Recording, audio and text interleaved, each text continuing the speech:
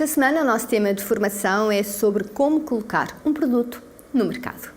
O produto deve ser colocado no mercado em resposta a necessidades e expectativas dos clientes e nessa perspectiva, para que um vendedor, um gestor comercial assim o faça, ele deve primeiro perceber o que é que o cliente quer, entender quais são as suas necessidades e fundamentalmente as suas motivações e em consequência disso coloca o produto no mercado.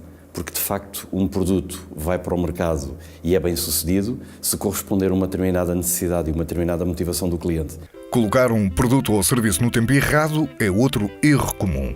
Imagino que vai lançar uma linha de chapéus de sol. O inverno não é a melhor estação, certo? Mas será que há algum segredo para o vendedor encontrar o produto certo para um determinado cliente? Na ótica comercial, o segredo vai mais para aquilo que são duas variáveis muito importantes. Em primeiro lugar, e na perspectiva do cliente, o que é que o caracteriza? Como dizia há pouco, quais são as suas necessidades? Quais são as suas expectativas? Por outro lado, o gestor comercial, que está nesta perspectiva direta como responsável para colocar o produto no mercado, então ele tem que ter formação, tem que ter skills próprios, tem que ter vários aspectos que podíamos aqui enumerar, no entanto podíamos resumir muito rapidamente no seguinte: tem que ter uma postura e tem que ter uma atitude adequadas, que passam, por exemplo, por astúcia e perspicácia, por sensibilidades. Nós falamos muitas vezes na sensibilidade de um vendedor na perspectiva, está a falar com um cliente, o que é que observa? E quando o cliente está a falar consigo, o que é que escuta? E isto diz-lhe exatamente que aspectos ele tem que ter em consideração para fazer a tal ponte. E é em resposta a isso, então vai-lhe apresentar um produto, um serviço, uma solução que, como consequência, representa, em resposta à sua pergunta, a verdadeira e correta colocação desse produto nesse mercado. A diferença entre vender um produto e um serviço, em linhas muito genéricas. Quando o gestor comercial se foca no produto, normalmente tende a vender um bem, um objeto. E se não tiver algum cuidado na perspectiva de se focar no cliente, ele vai falar do produto que tem, do objeto. Um exemplo muito simples, um computador. Toda a gente sabe o que é um computador. Este computador tem esta memória, tem esta velocidade, custa isto. Ótimo, fantástico, claro que tem.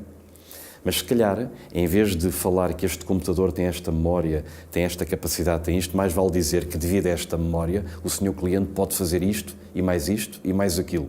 E em consequência, por fazer isto, otimiza, por exemplo, a sua produtividade, o seu tempo, enfim, N argumentos. Mas em vez de se focar no produto, referencia um determinado atributo do produto, mostra ao cliente para que é que lhe serve e suporta com o benefício que o cliente vai ter pela sua utilização.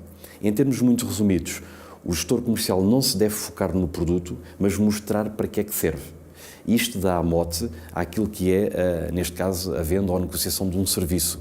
Um serviço já não é palpável, mas tem os seus atributos e as suas caracterizações.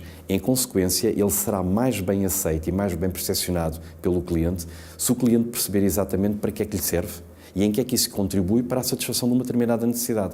A chave está aqui. Ser o primeiro não é o mais relevante. O mais importante é ser o melhor. Às vezes as empresas gastam rios de dinheiro para lançar um produto e 2 meses depois a concorrência vem e esmaga com um produto melhorado. Outro erro triste é ignorar o feedback dos clientes. Se os clientes já compraram, tente saber se ficaram satisfeitos. Essa atitude gera credibilidade e fidelidade. E quanto ao preço? Será o ponto mais importante? O preço é a velha questão que está sempre associada. Há uma técnica muito interessante, cujo tema geral se chama técnica de argumentação, que está associada à gestão de objeções, que quando o comercial é confrontado com o preço, e obviamente isto daria aqui muito tempo para falarmos, mas resumidamente pode-se dizer isto: o comercial tem que parar de explicar ou de justificar porque é que o produto tem um determinado preço, normalmente é associado, o seu preço é muito caro, porque o cliente pode estar a querer um desconto ou outra coisa qualquer, e o comercial, portanto o gestor comercial, em vez de ir por este caminho de explicar ou justificar o que quer que seja, deve parar e, com simpatia, procurar devolver ao cliente através de uma pergunta de preferência aberta e neutra, como por exemplo: senhor cliente, porque é que acha que o nosso preço é caro? Para tentar perceber quais são as motivações do cliente, porque pode efetivamente estar a querer um desconto, pode estar genuinamente a tentar perceber o preço, mas o comercial, o gestor comercial, tem que perceber. Quando perceber, tem o facto para tratar o preço e seguramente vai tratá-lo em conformidade. Se começa a falar pelo que acha ou pelo que sabe, está a falar do seu ponto de vista, que poderá estar certo ou não. Mas o que comanda aqui é a expectativa do cliente, quando coloca a questão preço, satisfazê-la. Ser comercial não é tarefa fácil, mas pode ser uma das profissões que mais desenvoltura lhe dá. E como se manter motivado após ouvir alguns nãos? É gerar mexinhos, não é? Claro que os vários nãos são sempre um resultado de qualquer coisa, como compreendo, não é? Ora bem, provavelmente a atividade ou não foi adequadamente bem feita, ou foi feita no local e ao cliente menos adequado, há que tentar percebê-los. Se eles acontecem, tem uma razão. Percebê-los, aprender com esses erros e encontrar alternativas para, devagarinho, ir também incluindo alguns sims. E a partir de determinada altura, vai sempre ter um não de vez em quando, mas se fizer 10 abordagens, tiver 7 ou 8 sims, 2 ou 3 nãos, então está muito bem. Agora, se fizer 10 abordagens e tiver 10 nãos, pois alguma coisa tem que fazer, não é? Perante alguns nãos que possam surgir, que colocam a pessoa numa situação vulgarmente designada por difícil. Muitas vezes nos planos de formação, em sala, treinamos as pessoas e às vezes há uma curiosidade que gostava aqui de referenciar. Perguntamos às pessoas, então diga lá o que é um difícil. E a pessoa fica assim, um difícil? Sim, o que é que acha que é um difícil? Interagimos um bocado, tentamos perceber as motivações e às tantas dizemos assim, então o que é que acha desta definição?